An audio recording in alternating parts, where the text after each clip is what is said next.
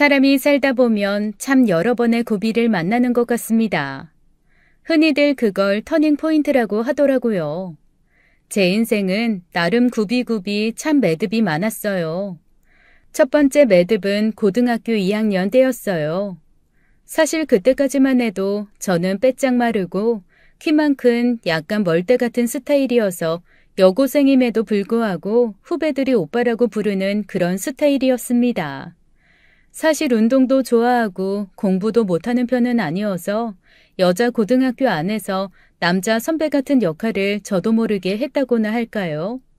왜 가끔 보면 여고에서 예쁘고 섹시한 그런 언니들을 선망의 대상으로 삼는 친구들도 있고 남자 같은 언니들을 좋아하고 따르는 친구들도 있잖아요. 저는 후자, 오빠를 대체할 수 있는 그런 타입이었습니다. 무슨 데이에는 초콜릿이며 과자를 한 가방 받기도 하고 가끔 고백 비슷한 편지를 받기도 했어요. 성격 자체가 세심하거나 예민한 편이 아니어서 저도 모르게 무심하게 구는 부분들이 아마 감성지수 폭발하는 여고생들에겐 더 영향을 끼쳤던 게 아닐까 싶기도 합니다. 게다가 가끔 빈혈처럼 어지러움이 몰려와 쓰러지는 병약미까지 가지고 있었으니 제 입으로 말하기는 쑥스럽지만 뭔가 소설 속의 여주인공 같은 느낌이 없잖아 있었거든요.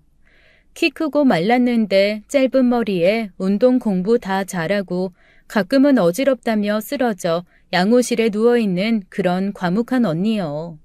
그 첫 번째 인생 매듭도 그런 날 중 하나였습니다. 집에 가려고 가방을 싸고 있는데 사실 하루 종일 좀 속이 느글느글하고 좋지 않았거든요. 도시락 먹은 게 체했나 아니면 몸살이 나나 이런저런 생각을 하면서 가방을 싸고 있는데 순간 앞이 아득해지면서 정신을 잃었습니다. 그리고 실려간 병원에서는 원인을 알 수 없지만 뭔가 호르몬계에 문제가 생긴 것 같다는 판정을 내리더라고요. 그동안 생각했던 것처럼 빈혈 같은 게 아니었던 겁니다. 그때부터 6개월을 입원해야 했어요. 일단 원인을 찾는 것도 너무 오래 걸렸고 입원해 있는 동안도 자꾸 정신을 잃고 열 오르고 가끔 구토까지 해대니 안 해본 검사가 없고 안 먹어본 약도 없는 것 같았죠. 시간이 흐르면서 종류도 알 수 없는 약들이 몸으로 쏟아져 들어오는데 어쩔 수 없이 1년간 학교를 휴학하고 치료에 전념하기로 했습니다. 그리고 병원에서 치료를 받으면서 휴학하는 동안 저는 딱 30kg이 쪘습니다. 늘 말랐다는 소리만 듣다가 뚱뚱하다, 통통하다, 터질 것 같다 이런 소리를 듣는 몸이 돼버린 거죠. 처음에는 하루가 다르게 부풀어 오르는 몸을 보며 좌절도 되고 속상하기도 했는데 몸이 불어날수록 쓰러지는 것도 없고 아픈 것도 없어지니 아 이런 게 등가 교환인가 아픈 것과 뚱뚱한 것 중 하나를 선택해야 하나? 그렇다면 나는 아프지 않고 뚱뚱한 것을 선택하겠어 라는 생각을 하게 되었습니다. 몸의 모양새가 어떻든 아프지만 않으면 된다고 마음을 먹고 나니 뭐 괜찮아지더라고요. 하지만 그건 저의 생각이었을 뿐 다른 사람들의 시선은 또 다른 문제였어요. 병원에서 퇴원을 하고 학교로 돌아오니 저를 좋아해줬던 후배들도 저를 보고 깜짝 놀라더라고요. 하긴 호리호리하니 말라서 휘청거리던 언니는 어디 가고 뚱뚱하고 동글동글한 언니가 쿵쿵거리면서 다니니 그게 어디 익숙한 모습이겠어요? 철없는 고등학생이니 당연히 여기저기에서 쑥덕거리는 소리도 많이 들었습니다. 그렇게 제가 좋다고 평생 친하게 지내고 싶다던 후배들이 1년 휴학하고 같은 학년으로 제가 들어갔는데도 다가오지 않고 멀찍이서 구경하듯 바라보며 수군거리는 것. 그건 좀 힘들고 마음이 아팠어요. 하지만 저희 부모님은 일단 제가 크게 아프지 않고 건강하게만 살면 된다면서 절대 제 몸 가지고 스트레스 주지 않으셨어요. 일부 저를 이해해주고 안쓰러워해주는 한두 명의 친구 덕에 그렇게 1년 늦게 고등학교를 졸업하고 대학을 갔습니다. 운동도 안 하고 놀지도 않으니 할 게 공부밖에 없어서 그랬는지 나름 괜찮은 학교에 들어가서 부모님도 저도 몹시 기뻐했죠. 그런데 보통 대학 입학하고 나면 캠퍼스에 낭만이라는 게 있잖아요. 저라고 뭐 없었겠습니까? 설레는 봄이 오면 교정에서 데이트도 하고 다른 학교 남학생들이랑 미팅도 하고 수업 듣는 사람 중에 눈빛 주고받으면서 설레는 사람도 생겼으면 좋겠다는 생각을 했죠. 그런데 아무리 다이어트를 하려고 해도 절대 살이 빠지지 않더라고요. 대학 새내기들이 얼마나 예쁩니까? 그 예쁜 애들 속에서 저도 짧은 치마 입고 미팅도 나가고 싶고 캠퍼스의 낭만도 즐기고 싶었는데 계속해서 먹어야 하는 약 때문인지 살은 절대 빠지지 않았어요. 오히려 매년 2kg, 3kg씩 더 찌기 시작했습니다. 대학교 2학년 말쯤에는 어느새 저희 아빠보다도 훨씬 무거운 사람이 되어버리고 말았어요. 당연히 학교에서도 다가오는 남자친구는 없었어요. 그나마 제가 다니던 학과가 외국어 학과여서 다른 사람들과 크게 어울리지 않고 저 혼자 열심히 공부만 할 수 있었던 게 다행이라면 다행일까요? 친구도 없이 공부만 하느라 남들보다 통번역사 자격증도 일찍 따고 수석도 놓치지 않기는 했지만 지금 생각해도 제 대학 생활은 아무런 낙이 없었습니다. 강의실에서도 제 옆에 앉는 사람이 없었어요. 왜냐하면 제가 몸이 크니까 늘 양옆에 앉는 사람들이 항상 뭔가 불편한 기색이었거든요. 그래서 습관처럼 늘 아무도 앉지 않는 제일 앞에 양옆의 자리까지 세 자리를 차지하고 앉는 것이 습관이 되었습니다. 그러다 보니 저를 모르는 교수님도 없고 아이들도 점점 뚱뚱한데 공부 잘하는 사람, 뚱뚱한데 독하게 공부하는 사람, 뚱뚱한 수석, 이런 식으로 제 이름은 몰라도 그런 수식어를 붙이면 모두 저를 알게 되었죠. 대학 졸업 후에도 회사 다닐 생각은 못했습니다. 몸무게가 거의 100kg 가까이 늘어버렸거든요. 그런데 이게 호르몬 약 때문에 늘어난 몸무게이기는 하지만 처음에는 부은 거라고 생각했던 것도 점점 살이 되고 약 때문에 이것저것 나쁠까봐 조심하느라 먹고 운동을 하지 않았더니 점점 더 다른 부위가 안 좋아지는 악순환이 생기는 겁니다. 호르몬 조심하느라고 다른 거 안 했더니 당뇨에 고지혈증에 그리고 고도 비만까지 조금씩 살이 찌면 오는 병이 오더니 내장 기관들도 지방이 붙는지 지방간도 생기고 위랑 장도 점점 안 좋아지기 시작했어요. 술을 안 먹는데도 지방간 생기는 거 처음 알았잖아요. 그런데 운동을 하려고 봤더니 이미 제 몸이 관절이 지탱할 수 있는 무게를 넘어서서 조금만 움직여도 발목이 아프고 무릎이 아프고 오히려 없던 병이 생길 판이었습니다. 한번 제대로 운동해보겠다고 큰 마음 먹고 움직였던 때가 있었는데 그때 발목과 무릎이 나가서 2달 내내 엄청 고생을 했어요. 간신히 고생하면서 한 2주 운동했나? 간신히 10kg 내외를 감량했는데 무릎이랑 발목이 나가서 꼼짝도 못하니 일주일 만에 15kg가 찌더라고요. 정말 악순환의 악순환, 메비우스의 띠처럼 반복되는 하루하루였죠. 결국 제가 이렇게 살다가는 정말 30도 못 넘기고 죽을 것 같다는 생각에 여기저기 알아본 결과 저처럼 살이 찐 사람들은 물속에서 움직이는 게 좋다고 하더라고요. 관절에 크게 무리도 없고 오히려 물 안에서 유산소 운동이 더 잘 돼서 살 빼는 데 도움이 된다나요? 그런데 일단 그 얘기를 딱 듣고 나니 걱정되는 게 하나 있었습니다. 과연 이 몸에 맞는 수영복이 있을까라는 거였죠. 그리고 다들 힘차게 팔 젓고 다리 휘두르며 수영을 하려고 오는 곳일 텐데 저 혼자 트랙 하나 차지하고 둥실둥실 걷고 뛰면 그것 또한 민폐일 것 같아 그것도 고민이 되었어요. 그렇게 여기저기를 알아보다가 2블럭 정도 떨어진 곳에 저처럼 일반 수영장에서 운동하기 힘든 사람들이 수영 트랙 같은 거 걸어다니면서 운동할 수 있게끔 해주는 워터 재활센터 같은 게 있다는 것을 알게 됐습니다. 등록을 하려고 봤더니 2달이나 대기를 해야 하더라고요. 그래도 어쩌겠어요. 해야죠. 상담을 하고 등록을 하려는데 앞으로 저를 담당할 운동치료사라며 어떤 사람이 걸어 나오더라고요. 순간 저는 심장이 멎는 줄 알았어요. 대학 다니면서 캠퍼스에 돌아다니던 잘생긴 남자들, 농구대며 축구장에서 남성미 뿜뿜하는 사람들을 많이 봤음에도 언감생심 저런 사람들이랑 내 삶에 한 번 연애나 할 수 있을까라면서 연예인 보듯 바라보기만 했었는데 그런 남자들과는 차원이 다른 정말 제 심장을 그대로 뚫고 들어와 온몸에 짜릿짜릿한 전기를 불러일으키는 것 같은 사람이었습니다. 앞에 서 있는 그 사람은 자기를 운동치료사라고 소개하면서 사실 일 시작한 지는 얼마 되지 않았지만 전공이 저처럼 호르몬 대사로 인해 몸의 균형이 맞지 않는 사람들을 도와줄 수 있는 분야다. 그러니 2달간 물에서 치료는 하지 못해도 일단 물에 들어가기 전에 전체적인 몸의 밸런스를 먼저 맞춰보는 건 어떻겠냐라고 권하는 겁니다. 홀린 듯이 고개를 끄덕이고 당장 그날부터 그 사람과 운동치료에 들어가기로 했어요. 솔직히 말하면 본인이 말한 것처럼 정말 베테랑 전문가는 아니었어요.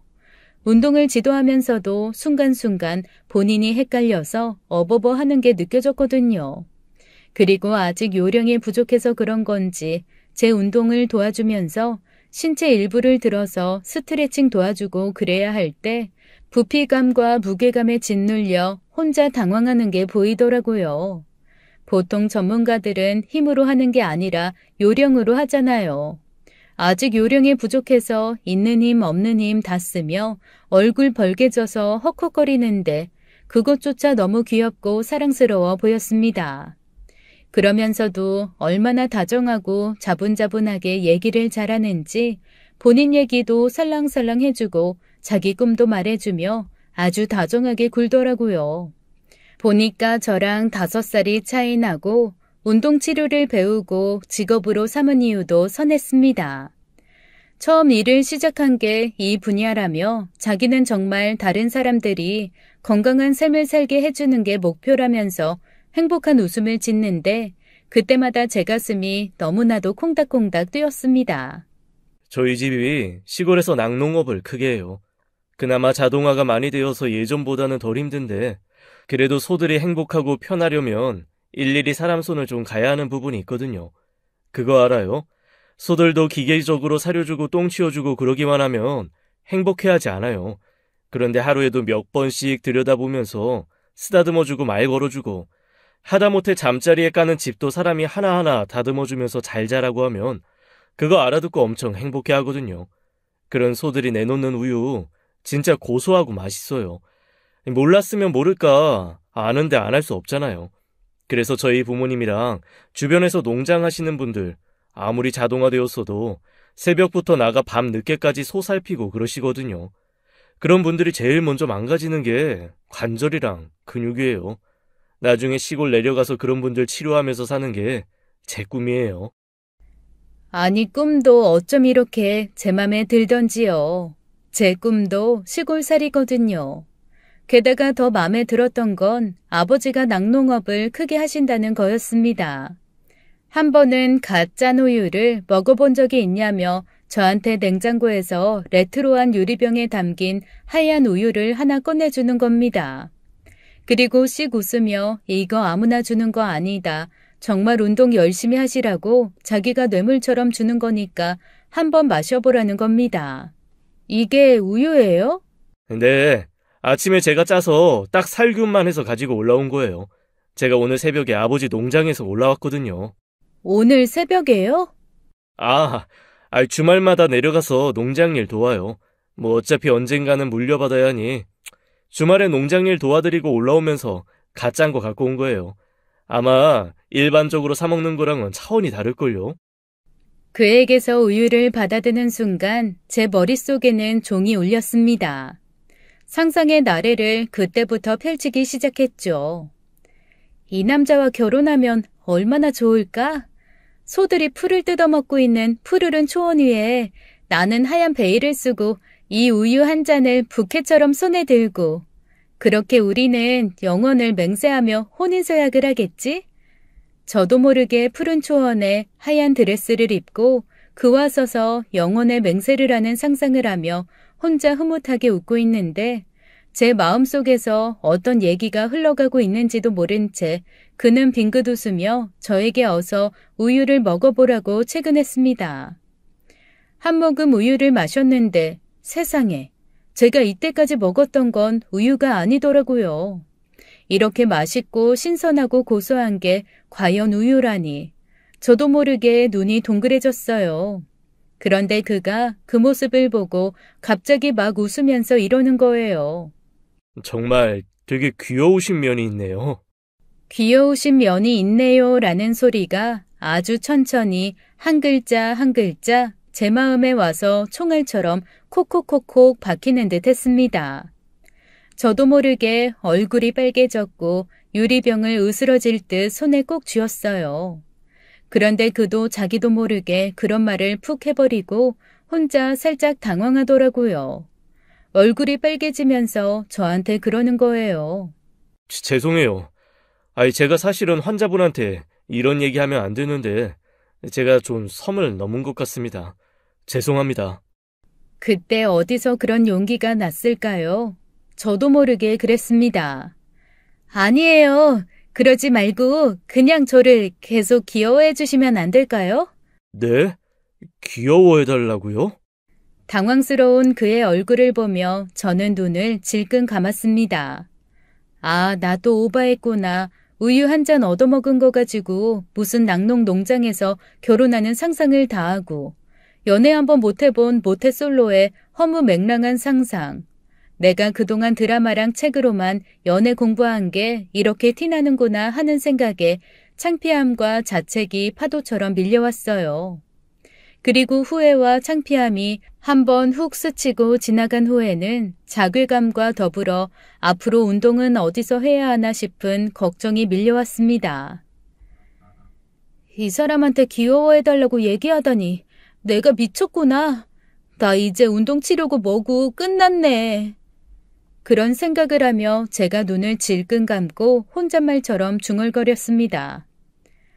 아, 이렇게 된 거 그냥 오늘 마지막이다 생각하고 저는 운동치료도 운동치료인데 사실 선생님이 좋거든요. 죄송해요. 이런 꼬라지인 제가 이런 말을 해서 미쳤나 봐요. 저 그냥 다른 병원, 다른 선생님한테 운동치료 받을게요. 그렇게 말을 하고 뛰어나가려는 그 순간 그가 제 손을 잡고 저를 돌려 세웠습니다.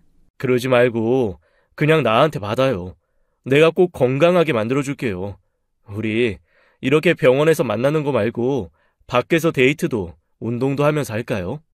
한 1000만 개쯤 되는 종이 제 주변에서 딩딩딩딩 울리는 것 같더라고요. 언젠가 한번 우연히 여의도에서 불꽃 축제하는 걸 길 가다가 본 적이 있었는데 그 축제의 장면이 다시 한번 고스란히 제 앞에 펼쳐지는 느낌이었습니다. 그렇게 저는 그와 연애를 시작했어요. 저와 연애를 하면서 그는 매주 주말마다 농장에 가서 농장일을 도왔습니다. 아무리 여자친구라고는 하지만 제 스스로가 아직 제 모습에 자신이 없으니 농장을 따라가지는 못하고 그가 농장에서 가지고 오는 우유만 열심히 받아 먹었죠.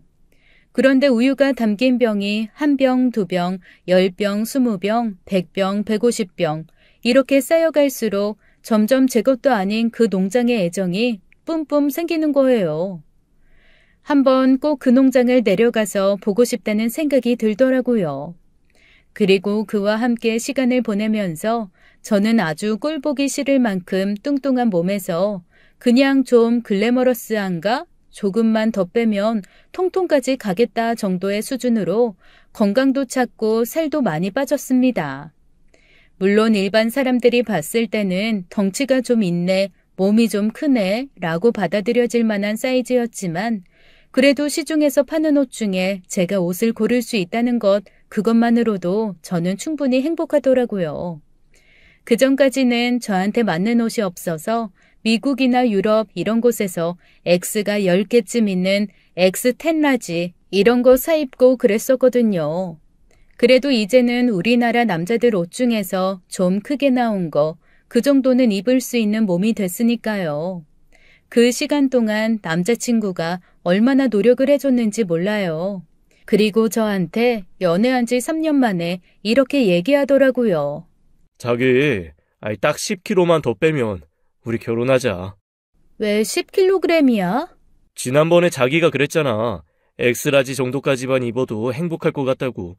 웨딩드레스 구경했을 때 그 정도 사이즈까지 들어갈 수 있다고 했다며. 스트레스 받지 않게 딱 거기까지만 빼고 그 다음부터는 건강 지키면서 살면 되니까. 그래도 자기 결혼식 할 때는 예쁜 드레스 입고 싶다고 했잖아.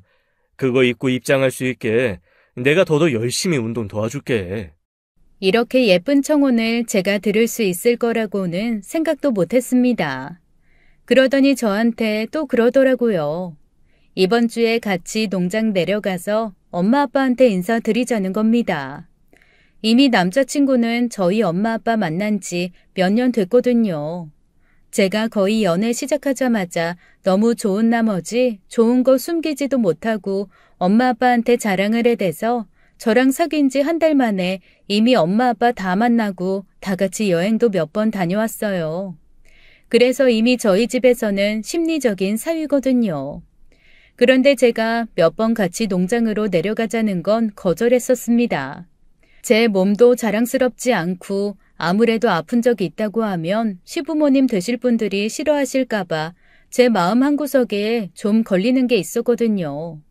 아무래도 시골 분들이시고 얼른 아이 낳는 걸 원하기도 하실 텐데 솔직히 제 건강으로는 당장 아이 갖는 것도 어렵고 약도 당분간 계속 먹어야 하니 그 모든 것을 설명하고 흔쾌히 사랑받는 며느리로 들어가기가 쉽지 않을 것 같았습니다. 누구도 저한테 그런 말 한 적 없는데 혼자 이런저런 생각하면서 설레발치는 걱정을 한 것일 수도 있지만 일단 그때는 그런 마음이 너무 강하더라고요. 그런데 청혼까지 받은 마당에 그래도 가기 싫다고 할 수는 없어서 최대한 며칠을 굶고 헬쑥하게 만든 후에 찾아가기로 결심했어요. 그런데 그거 아세요? 마른 애들은 며칠 굶으면 그나마 몸에 남아있던 수분도 사라져서 정말 뼈에 가죽밖에 안 남은 것처럼 보이지만 살집이 두둑하고 뚱뚱한 사람들은 2, 3일 굶은 것 가지고는 티도 안 나잖아요. 피곤함이 묻어나서 뚱하게 화나 있는 것처럼 보이고 심술 맞아 보이기는 해도 여전히 뚱뚱하게 배도 나오고 여기저기 살집 붙어있는 건 그대로거든요. 그래도 조금이라도 가녀리게 보이고 싶어서 3일을 꼬박 굶은 채 남자친구를 따라 농장으로 내려갔습니다. 농장은 정말 깨끗하고 컸어요. 보통 소가 많으면 여기저기 소똥도 있고 냄새도 나고 그럴 줄 알았는데 어머님, 아버님이 정말로 깔끔하신 성격이더라고요. 소들이 어찌나 깨끗한지 반질반질 윤이 날 지경이었습니다. 이렇게 깨끗한 소들한테서 나오는 젖이라 그렇게 신선하고 맛있나 보다라는 생각을 하며 떨리는 마음으로 두근두근 어머님, 아버님께 첫인사를 드렸어요. 어머님은 처음에 저를 보시곤 약간 놀라는 눈치시더라고요. 그도 그럴 것이 어머님이 정말 작고 아담하고 왜소한 체구를 가지고 계셨거든요. 거짓말 조금 더 보태서 딱 제 절반만한 분이었습니다. 아니 대체 저런 몸으로 어떻게 큰 갈퀴를 들고 소들이 사는 곳에 몇 무더기씩 건초를 깔고 혼자 다 뒤집으시는지라는 생각이 들 정도로 정말 언뜻 보면 중학생처럼 보일 정도로 자꾸 마르셨더라고요. 나란히 섰더니 2배도 아니고 제가 3배는 커 보였습니다. 하지만 어머님은 곧 환하게 웃으시며 저를 안아주셨어요. 아유, 복스럽네. 점심 아직 안 먹었지? 이 동네가 워낙 소가 유명해. 우리는 젖소를 키우지만 아주 맛있는 유구 키우는 집도 많거든. 마침 어제 소 잡는 날이어서 아주 맛있는 소고기 내가 갖다가 잘 숙성시켜놨어. 맛있게 구워줄게. 어머님의 배려가 느껴져서 조금 긴장했던 게 풀리려나 했습니다. 사실 저처럼 뭔가 자신이 없는 사람은 다른 사람 눈빛 하나 말투 하나에도 혼자 예민하게 이 생각 저 생각하기 마련이거든요.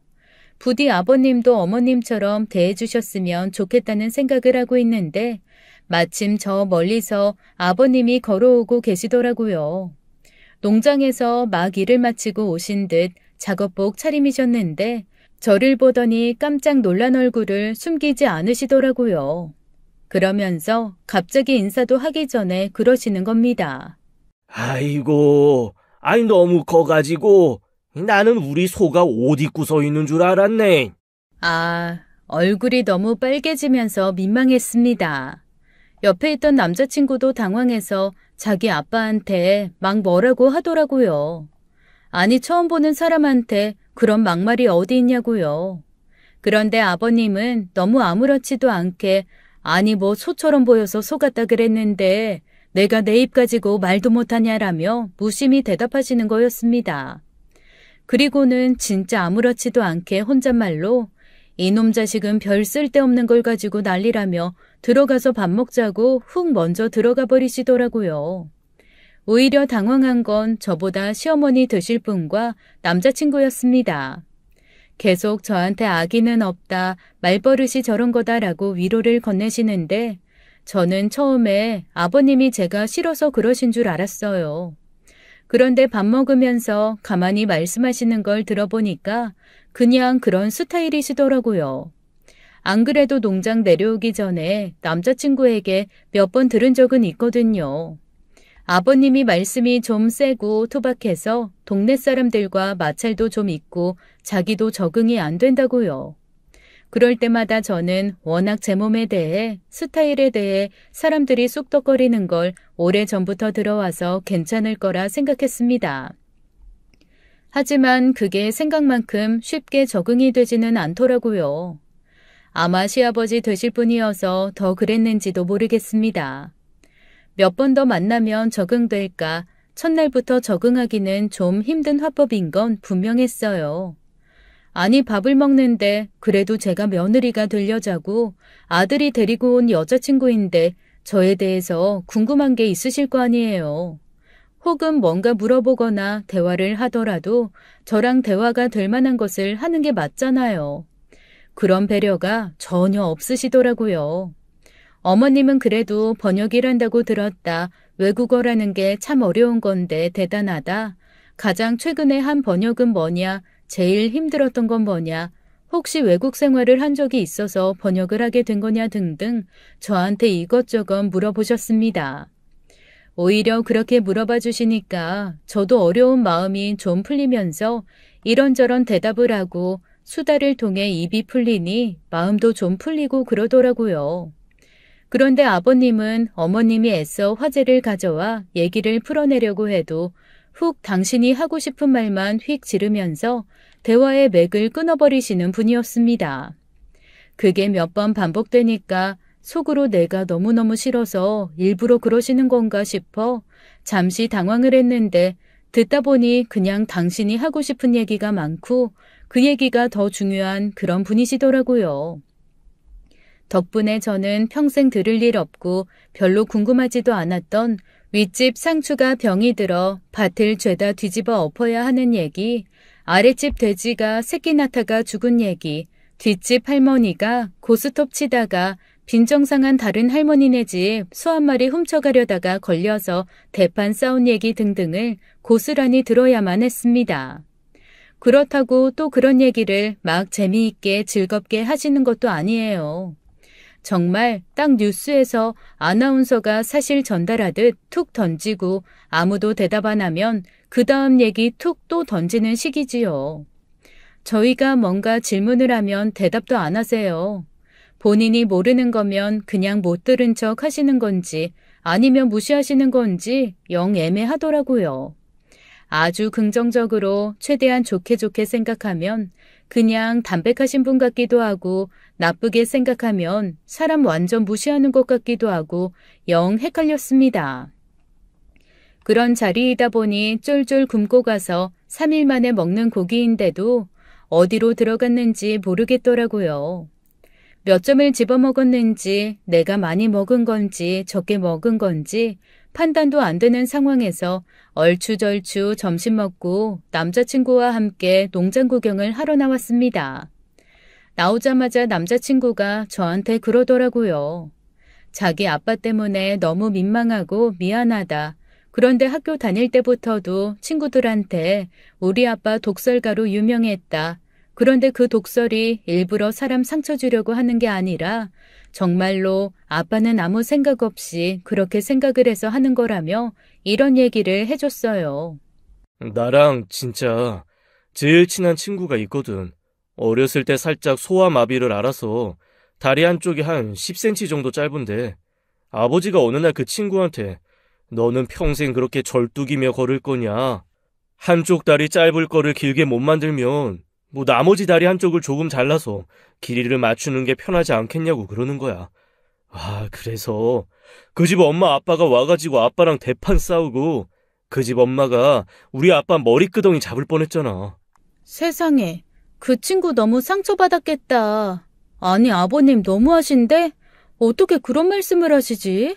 그러니까 사실 일반 사람들은 그렇게 신체적인 조건을 대놓고 말하거나 거기에 대해 이러쿵저러쿵 하는 것 자체가 상대에게 상처가 되니까 서로 속으로 그런 생각을 해도 말은 안 하잖아. 그런데 우리 아버지는 그게 아닌 거지. 그런데 나중에 알고 보니까 이 비가 많이 오는 날 농장 근처 진흙길을 아마 그 친구가 절뚝거리며 너무 힘들게 걸어가는 걸 보신 모양이야. 당신 생각에는 저렇게 절뚝거리다가 미끄러지면 큰일 나는데 다리 한쪽을 늘릴 수 없으면 있는 뼈 좀 잘라서 맞추면 안 되겠나 라고 진짜 그 친구를 위해서 생각한 거지. 정말로 진심으로 그렇게 생각을 해서 나름 아이디어라고 내서 얘기를 하신 거더라고. 그래? 그렇구나. 그렇지. 모자란 뼈 붙여서 만드는 것보다 있는 거 좀 잘라서 맞추는 게. 그래, 빠를 수도 있긴 한데. 아니, 상상력이 좋으신 거야? 아니면... 제가 너무 당황해서 혼자 허둥거리며 말하고 있으니 남자친구가 그러더라고요. 그게 문제야. 남들은 뜨악할 얘기를 본인은 너무 일상처럼 말씀하시는 거. 그 얘기를 듣고 저는 아버님이 아까 처음 만나자마자 저한테 속아 옷을 입은 것 같다고 했던 게 뚱뚱하니까 애둘러 말해 상처 줘야지 하고 일부러 그런 말이 아니라 진짜 당신 눈에 속아 옷 입은 것 같아서 그냥 그 생각을 얘기하신 거구나 하는 이해가 되었습니다.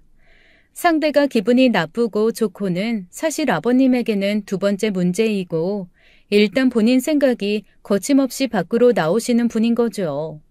그래서 앞으로 아버님과 대화할 때는 상처받지 않는 거를 제1원칙으로 삼아야겠다라는 생각을 했습니다. 그러면서 남자친구가 그러더라고요. 결혼하면 자기는 바로 여기로 내려와서 낙농업을 물려받을 생각이라고요. 그건 이미 연애 초부터 알고 있던 남자친구의 꿈이었기에 이미 알고 있다고 지지할 거라고 했죠. 그랬더니 저한테 남자친구가 걱정스러운 얼굴로 자기는 내려오기로 마음을 먹긴 했는데 혹 제가 아버님 때문에 너무 불편해서 오기 싫다, 시골에서 살기 싫다고 하면 어떻게 해야 하나 고민을 했다고 했습니다. 그래서 저는 아기 있으신 분은 아니고 나도 좀 속상하고 복귀기는 하겠지만 그래도 하고 싶은 거 하고 건강하게 살아야 하지 않겠냐고 시골에서 사는 거 저야 너무 좋다고 그랬죠. 제가 고등학교 때 건강을 잃은 후로 인생에서 1순위로 생각하는 게 좋은 환경에서 건강하게 사는 거거든요. 그런데 이런 시골에서 매일매일 이렇게 맛있는 거 먹고 좋은 우유 마시면서 스트레스 안 받고 살 수 있으면 저는 그것만큼 저한테는 좋은 삶이 없다라는 생각을 했습니다. 그래서 처음에 남자친구의 집이 시골에서 낙농한다고 했을 때 저희 엄마 아빠도 대뜸 그러셨거든요. 나중에 결혼해서 내려가서 살면 좋은 공기 마시면서 건강하게 살 수 있지 않겠냐. 그래도 네가 좀 도시에서 사는 것보다는 낫게 살 수 있지 않겠냐라고 말입니다. 제가 가지고 있는 병이 호르몬 불균형 때문에 오는 병이니까 그게 아무래도 공기 좋고 마음 편한 환경에서 살면 회복까지는 아니더라도 사람을 좀 덜 힘들게 한다는 얘기를 들으신 거죠. 그래서 내려가기만 한다면 적극 지지해 주겠다고도 하셨습니다.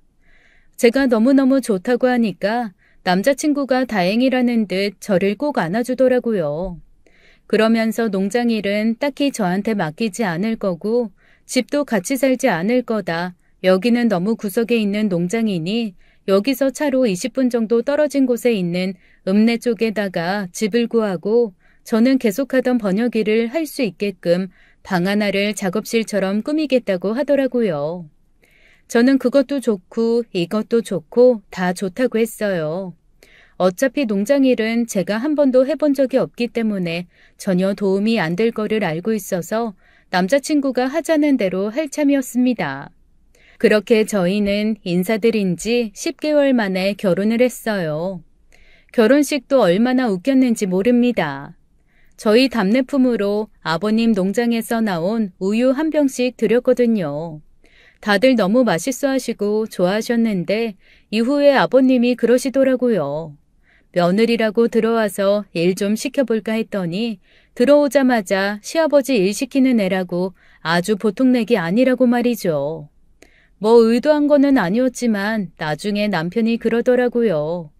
혹시 아버님이 저 처음 봤을 때 소가 옷 입고 걸어오는 것 같다고 해서 복수한 거냐고요. 자기랑 엄마는 그런 게 아닐까 생각했다나요? 절대 아니라고 손사래를 쳤지만 나중에 지나고 보니 저도 모르게 은근히 아버님을 힘들게 만들어 골탕 먹인 것 같기도 하고 그러면서 좀 기분이 풀리기도 하고 그렇더라고요. 그렇게 저는 행복하게 시골 생활을 시작했습니다. 농장하고는 사실 거리가 좀 있어서 자주 가지는 않았어요. 그리고 주말 정도나 가서 어머님이 하시는 일이나 도와드렸지 농장 일은 남편과 아버님이 사람 사서 지금까지 해오던 것처럼 해왔습니다. 물론 남편이 물려받아야 하니까 훨씬 더 많이 배우고 옆에 붙어서 이런저런 구박받고 가르침 받느라 스트레스를 좀 받기는 했죠. 그런데 저는 별로 스트레스 받을 일도 없고 그저 어머님이 주시는 맛있는 거 먹고 아버님이 짜주시는 맛있는 우유 먹고 그 우유로 만든 발효식품 먹으면서 행복하게 주말을 보내곤 했어요. 그런데 어느 날부터 제가 다시 살이 찌기 시작하는 거예요. 그거는 호르몬 때문은 아니었고요. 주기적으로 하던 운동도 아무래도 잘 안 하게 되고 계속 앉아서 번역 일만 하게 되면서 운동 부족이 오기 시작했습니다. 그리고 제 입에 맞는 음식이 너무 많으니 이번에는 정말 호르몬 문제가 아닌 진짜 많이 먹고 움직이지 않은 것이 원인이 되어 살이 찌기 시작하더라고요. 그나마 결혼한다고 더 다이어트 해가지고 약간 통통한 신부 모습으로 결혼했는데 하루하루가 시간이 지날수록 점점 사이즈가 맞지 않는 옷들이 생기기 시작했습니다. 결혼 직후에 입었던 셔츠나 단추가 있는 가디건 같은 거는 단추 채우기가 버거워질 정도로 팔과 가슴에 살이 붙더라고요. 왜 여자분들 살찌면 가슴에도 살찌고 가슴과 겨드랑이, 팔이 동시에 통통해지면서 윗부분이 전체적으로 두리두리하게 커지잖아요. 제가 점점 그렇게 돼가고 있었습니다. 그런데 여기가 시골이다 보니 어디 읍내에 나가도 제가 입을 만한 옷들은 없더라고요. 그렇다고 인터넷으로 시키자니 불안하기도 하고 그냥 있는 옷에 몸을 맞춰서 조금 더 살을 빼보자라면서 남편과 함께 운동을 해보려고 했습니다. 그런데 난생 처음 하는 농장일이 고되고 힘든지 제 운동에 협조적이던 남편이 집에만 오면 내일 하자, 내일부터 하자라면서 골아떨어지기 일쑤더라고요. 제 운동 플랜도 점점 하루하루 미뤄지기 시작했죠. 하루가 가고 이틀이 가고 일주일, 한 달이 흐르면서 운동은 시작하지도 못한 채 저는 점점 살만 쪄갔습니다. 그리고 그렇게 몇 달이 지난 어느 날 저를 절치부심하게 만드는 사건이 하나 생겼어요. 어머님, 아버님이 간만에 외부에서 손님이 좀 오셨다고 집에서 맛있는 음식 할 거니까 와서 같이 먹자고 하시더라고요. 아버님의 오랜 친구분 부부신데 해외에 계시다가 들어오셔서 농장에 2, 3일 정도 머무신다는 거예요.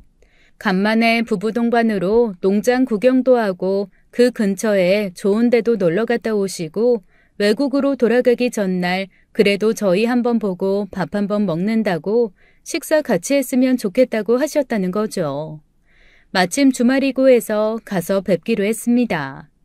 그런데 제가 어머님 아버님만 뵙는 자리면 후줄근한 티셔츠에 냉장고 바지 이런 거 입고 가도 되는데 어머님 아버님 친구분이 같이 계신 자리에 그러고 갈 수는 없잖아요. 옷장을 뒤지고 뒤져서 그나마 몸이 들어가는 옷을 하나 꽤 입었습니다. 단추 채웠는데 조금 버거웠지만 그래도 잠기기는 하더라고요. 아, 제발 버텨줘라 버텨줘라 하면서 어머님 아버님 댁에 갔죠. 상다리가 부러지게 차려져 있더라고요. 저희 어머님 진짜 요리 잘하시거든요. 제가 가끔 투정처럼 어머님 밥이 너무 맛있어서 제가 살을 뺄 수 없다고 할 정도로 진짜 맛있습니다. 어머님이 대부분의 요리는 다 해놓으셔서 저는 그냥 상만 차리면 됐었거든요. 차근차근 음식을 갖다가 차려놨죠. 아버님은 내일 다시 해외로 돌아가는 친구 내외분과 이런저런 얘기를 하시느라고 정신이 없으시더라고요. 앉았다 일어났다 하면서 상을 차리는데 그때 제 귀에 폭소리와 함께 퐁소리가 들렸습니다. 봤더니 제가 입었던 가디건의 금속 단추 하나가 가슴과 배 사이에 있는 게 없어졌더라고요. 그리고 아버님의 국그릇에 그 단추가 들어가서 말갛게 비치는 게 보였습니다. 순간 엄청 갈등했어요. 저 국을 갖고 가서 단추를 빼서 갖고 와야 하나, 아버님이 원래 국을 잘 안 드시니까 그냥 놓을까. 순간 너무나 갈등을 했는데 아니 하늘도 무심하시지. 수다를 한참 떠시던 아버님이 목이 마르셨는지 글쎄 국그릇을 들고 벌컥벌컥 국물을 들이키시는 거예요. 그런데 저희 아버님 평소에 진짜 국 안 드시거든요. 국을 드셔도 숟가락 살짝 넣어서 위에만 무슨 수프 떠먹듯이 국물만 살짝 떠서 입만 축이시는 분입니다. 저는 시집 와서 단 한 번도 아버님이 국을 다 드시는 걸 본 적이 없어요. 오죽하면 한 번 제가 여쭤본 적도 있었거든요. 아버님은 왜 항상 국이 옆에 놓여 있어야 되면서 국을 안 드시냐고 말입니다. 그랬더니 아버님이 그러시는 거예요. 입축일 때 한두 번 짭짤한 국물이 살짝 혀에 묻는 게 좋은데 뭔가 물에 빠져서 익힌 것들이 싫다고 하시는 겁니다. 그래서 아버님이 고기를 좋아하시지만 국그릇에 들어있는 고기는 안 드시고 채소도 좋아하시지만 국그릇에 들어있는 채소도 안 드십니다. 아니 그런데 왜 평소에 드시지도 않는 국을 하필 그 순간 벌컥 들고 마시는 건지 제발 단추만 입에 들어가지 마라, 단추만 입에 들어가지 마라 라고 빌고 있는데 아유 단추가 무겁잖아요. 아버님이 기울이신 국그릇 제일 아래 가라앉아 있던 단추가 쑥 하고 아버님 입안으로 들어간 모양입니다. 뭔가 아그작 소리가 나면서 아버님이 순간 비명을 지르시더라고요. 아, 이게 뭐야? 아버님이 입을 벌리시는 순간 입안에서 반으로 동강이 난 단추와 아버님의 치아 일부가 떨어지더라고요. 아마 겪어보신 분들은 아실 거예요. 이빨이 깨지면 얼마나 아픈지. 아버님이 보란 쪽을 감싸고 대굴대굴 구르시고 식사는 시작하지도 못한 채 난리가 났습니다. 아버님 친구 부부는 당황해서 쫄쫄 굶은 채 얼레벌레 숙소로 돌아가 버리시고 남편은 허둥지둥 아버님을 모시고 읍내 치과로 달려갔어요. 저는 정말 어쩔 줄을 몰라서 상다리가 부러지게 차려진 상 앞에서 안절부절 못하고 있었죠. 그런데 어머님이 너무나 야속하게도 부엌에서 배를 잡고 웃고 계시는 거예요. 어머님 웃지 마세요. 저 지금 미치겠어요. 아우 예, 세상에 국그릇에 들어간 단추 씹다가 치아 부러진 거 어디 TV 나올 일 아니니? 그것도 며느리 옷에서 튕겨나간 단추. 아우 나 너무 웃겨. 너무 웃겨. 그러면서 어머님은 상다리 부러지게 차린 음식 너무 아깝다고 어차피 아버님 오셔도 드시지도 못할 거라며 일단 우리라도 먹자고 하시더라고요. 그래서 제가 밥 안 들어갈 것 같다. 시아버지 오시면 날 죽이려 할 텐데 이게 어떻게 입에 들어가겠냐고 했죠. 그랬더니 어머님이 막 웃으시면서 그러시는 겁니다. 그럴수록 그럼 더 먹어야지. 먹고 죽은 귀신이 때깔도 좋다더라. 아유, 너무 웃었더니 허기가 져서 죽겠다, 얘. 이거 소갈비 내가 엄청 공들인 거야. 다른 거 못 먹어도 이 소갈비는 먹어 치우자, 응? 어차피 네 아버지 며칠은 씹지도 못해가지고 갈비는 한동안 못 먹을걸. 우리끼리 먹어 치우고 힘내서 너희 아버지 신경질 견뎌야지. 먹자. 저희 어머님 이렇게 낙천적이신 분이십니다. 그런데 이게 참 사람이 이상하죠. 옆에서 그렇게 바람을 넣으니까 물 한 모금 안 들어갈 것처럼 불안하던 마음이 음식 냄새 들어가고 한 입 먹으니까 그게 또 계속 들어가대요. 어느새 저랑 어머님은 나란히 앉아가지고 상에 차려진 음식을 열심히 집어 먹었습니다. 한창 먹고 뭔가 배가 두둑해져 올 때쯤 밖에서 부릉부릉 찻소리가 들리더라고요. 어머님이 순간 눈을 휙휙 돌리시면서 우리 둘이 아무것도 안 먹은 거다 그러시더니 얼른 먹었던 그릇을 치우시더라고요. 저는 불이 나게 달려가서 설거지를 하기 시작했습니다. 아이고, 나 죽네. 아이고, 나 죽어. 아버님이 온갖 신음을 내시면서 집으로 들어오시더라고요. 그리고는 털썩 소파에 앉으셨습니다. 설거지를 하다 말고 쭈뼛거리며 아버님 앞에 섰더니 아버님이 저를 보면서 버럭버럭 소리를 지르시는 거예요. 내가 너 그렇게 살찔 때부터 알아봤다는 둥 몸에서 단추를 그렇게 총알처럼 발사할 거면 차라리 군대에 가서 공산당을 때려잡지 왜 시아버지를 잡으려고 하냐는 둥 그런 사격수를 가지고 왜 이 농장에 와가지고 나를 암살하려고 하냐. 차라리 전쟁터를 나가면 나라에서 훈장이라도 줄 거 아니냐. 나 오늘 며느리한테 목숨 잃을 뻔했다 그러시면서 정말 화를 멈추지 않으시더라고요. 아이고, 아이 저거 소보다 더 커가지고 아주 저기 우리 젖소들 사이에 있으면 아이 누가 사람이고 누가 젖소인지 알 도리도 없겠다. 가슴만 큰 게 무식해 보이고. 그런데 제 마음에 죄송함이 한바닥이긴 했지만 그런 얘기를 계속 듣고 있다 보니 사실 기분이 좋지는 않더라고요. 처음에는 제가 그래도 잘못한 게 있으니 가만히 듣고 있었는데 점점 아버님의 말이 세지고 심해지니 제 마음에도 상처가 되기 시작했습니다. 너 집에서 쓸데없이 컴퓨터로 깨작깨작하면서 아이 몇 푼 벌지도 못하는 일 하지 말고 너도 농장 나와서 일해라. 네 친구들 여기 많이 있잖냐. 우리 소들이 아마 너는 안 무서워할 거다. 사이즈 비슷하다고. 나와서 소 젖이나 짜. 같이 일하면서 살도 빼고 농장 일도 좀 돕고 그러면 얼마나 좋아. 아버님, 아무리 그래도 저한테 젖소 같다고 하시는 건 저 너무 모욕적이고 힘든 얘긴데요. 모욕적이고 힘들어. 가슴에서 발사된 단추로 시애비 골로 보낼 뻔한 건 모욕적이고 힘든 게 아니냐? 저도 모르게 눈물이 왈칵 쏟아졌습니다. 옆에서 어머님이 아무리 그만하라고 해도 저희 아버님 그만두실 기색이 없더라고요. 결국 어머님이 아버님한테 작작하라고 화를 내시고 남편이 저를 데리고 집에 나와버렸습니다. 어머님이 먹으라고 해서 먹은 갈비가 속에서 딱 얹히는 느낌이더라고요.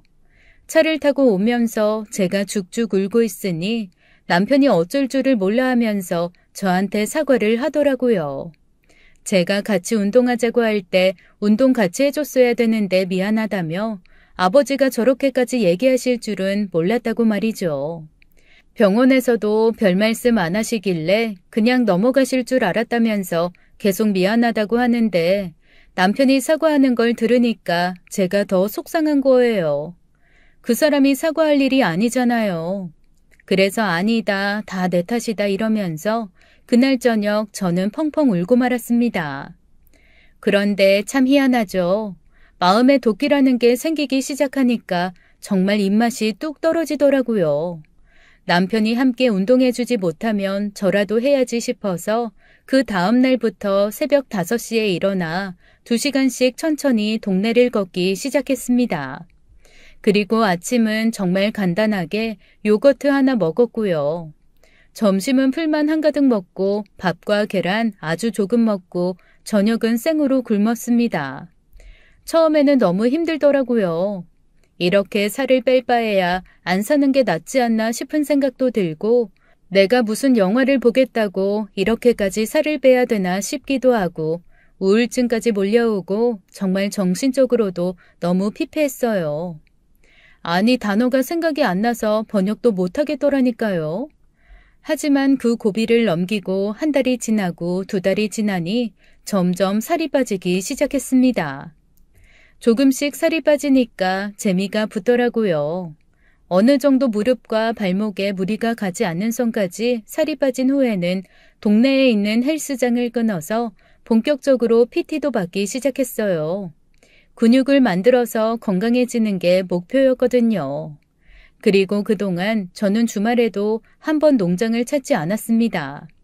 어머님께 그렇게 말씀드렸어요.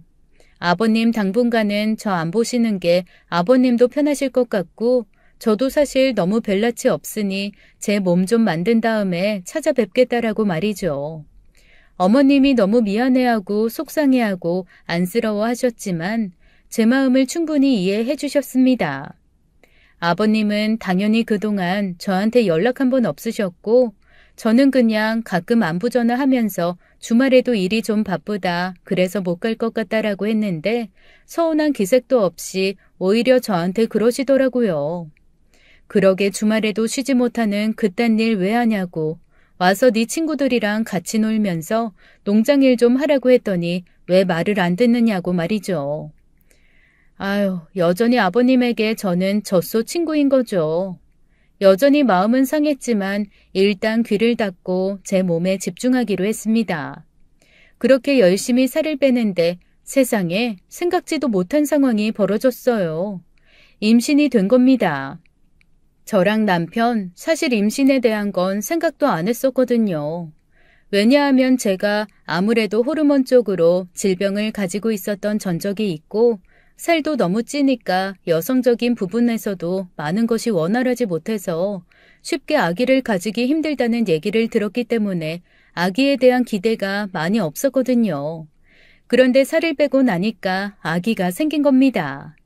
남편이 얼마나 좋아하는지 제가 미안할 지경이었어요. 이렇게까지 아이를 바랬는데 이 사람이 그동안 나한테 말도 못하고 혼자 얼마나 끙끙 앓았을까 싶은 마음에 눈물이 나기도 하고 고맙기도 했습니다.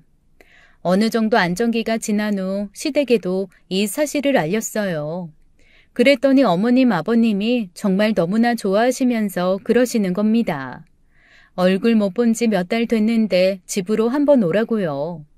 그래도 손주가 생겼는데 맛있는 거 한번 먹어야 되지 않겠냐고 말입니다. 그래서 처음으로 결혼 때보다도 날씬해진 몸에 예쁜 옷을 입고 시댁에 갔습니다.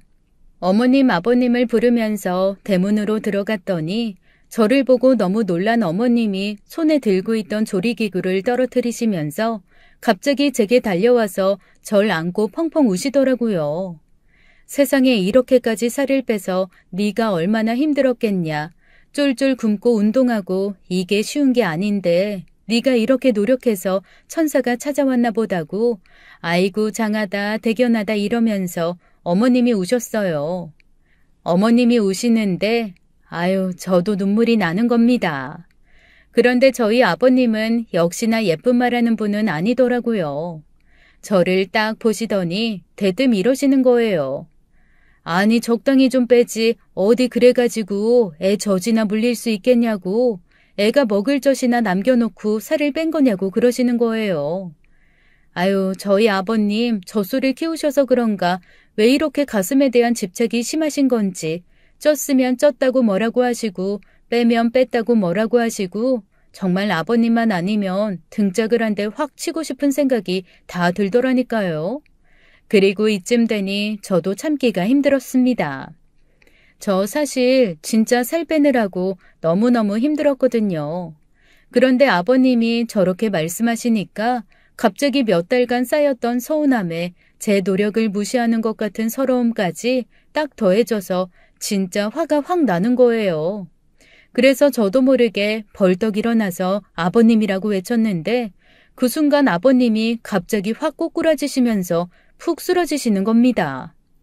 하필 제가 아버님을 부를 때 쓰러지시니 너무 당황했어요. 그래서 아버님을 얼른 일으켰는데 뭔가 이상한 겁니다. 남편은 화들짝 놀라 119에 연락을 하고 어머님은 너무 놀라서 주저앉아 아무것도 못하고 계시더라고요. 일단 아버님 인공호흡과 가슴 압박을 시작했습니다. 정말 정신 놓고 하고 있는데 119가 왔고 병원으로 실려가셨어요.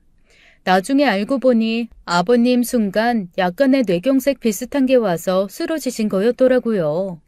만약에 제가 가슴 압박과 인공호흡을 하지 않았다면 그대로 반신불수가 되거나 돌아가실 뻔했다고 병원에서 얘기를 하는데 어머님이 저를 붙들고 얼마나 고맙다고 우시는지요.